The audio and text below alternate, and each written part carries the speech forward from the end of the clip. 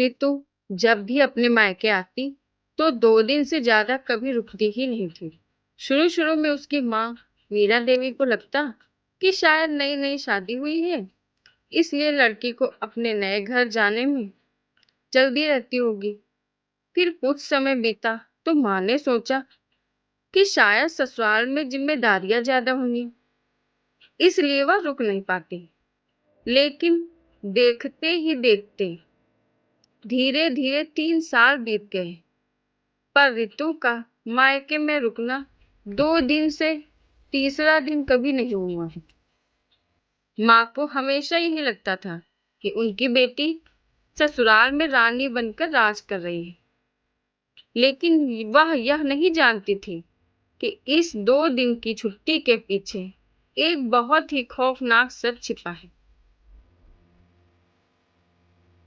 इस बार जब रितु मायके आई तो माँ मीरा देवी ने मन ही मन में ठान लिया था कि वो इस बार अपनी बेटी को कम से कम 1 हफ्ता अपने पास रोक कर रखेंगी। दोपहर का समय था। रितु रसोई में खाना बना रही थी और गर्मी की वजह से पसीने से तरबतर थी। तभी माँ रसोई में आई और रितु की पीठ पर नीले निशान और चोटें देखकर चौंक गई, जिसे रितु घबरा कर अपनी साड़ी के पल्लू से छिपाने की कोशिश करने लगी।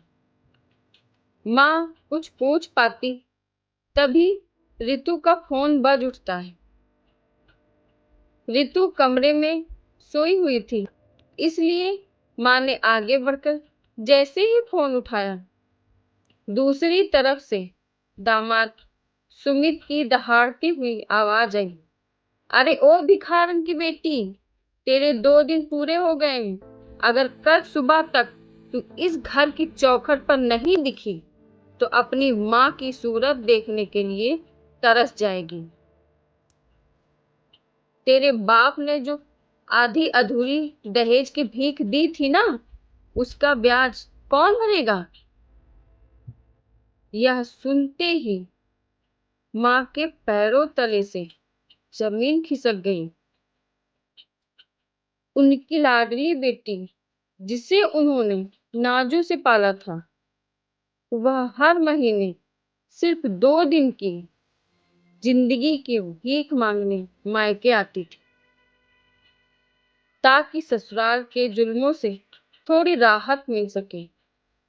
माँ ने अपने आंसू पोंछे और अपनी बेटी का हाथ पकड़कर उसे ढांढस बंधाया कि अब वो अकेली नहीं है।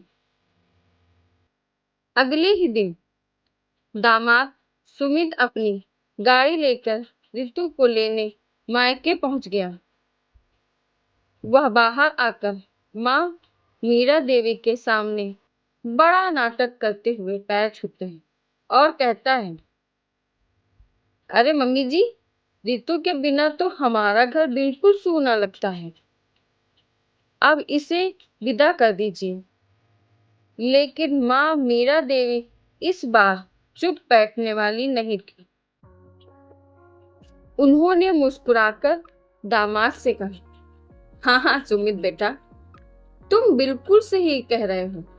वैसे भी रितु के पापा ने जो शहर वाला 50 लाख का प्लॉट इसके नाम लिया था ना, उसकी रजिस्ट्री आज ही होती है। मैं सोच रही थी कि क्यों ना यह प्लॉट सीधे दामाद जी, मतलब यानी तुम्हारे नाम ही करवा दूं। 50 लाख के कीमती प्लॉट का नाम सुनते ही लालची सुमित की लार टपक गई। वह लालच में हंसते बोला, अरे मम्मी जी, इसकी क्या जरूरत है? रितु तो हमारी अपनी है ना, आप जैसा कहें। सुमित अपनी जीत की खुशी मना ही रहा था कि तभी घर के सामने पुलिस की गाड़ी की सायरन बजाते हुए आकर रुकी।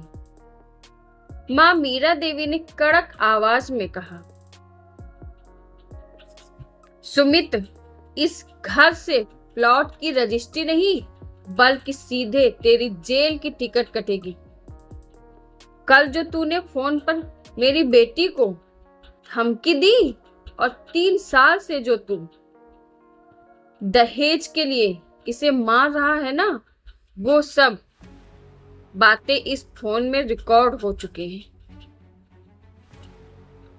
सुमित का चेहरा डर के मारे पल भर में पीला पड़ गया और वह मां के पैर पकड़कर भीख मांगने लगा।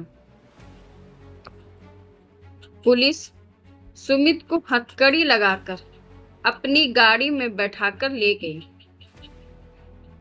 रितु अपनी मां के गले लगकर फूट फूट कर रो रही थी, लेकिन अब उसके चेहरे पर ससुराल जाने का डर नहीं है,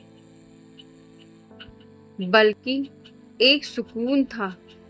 मां ने बेटी के आंसू पोंछे और कहा,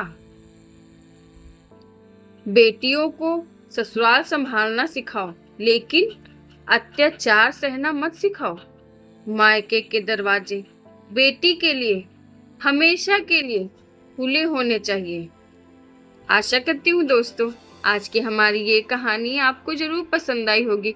अगर पसंद आई हो तो प्लीज मेरे चैनल को सब्सक्राइब करें, वीडियो को लाइक शेयर करें और हाँ, कमेंट में जरूर बताएं कि आपको हमारी आज की ये कहानी कैसी लगी। धन्यवाद।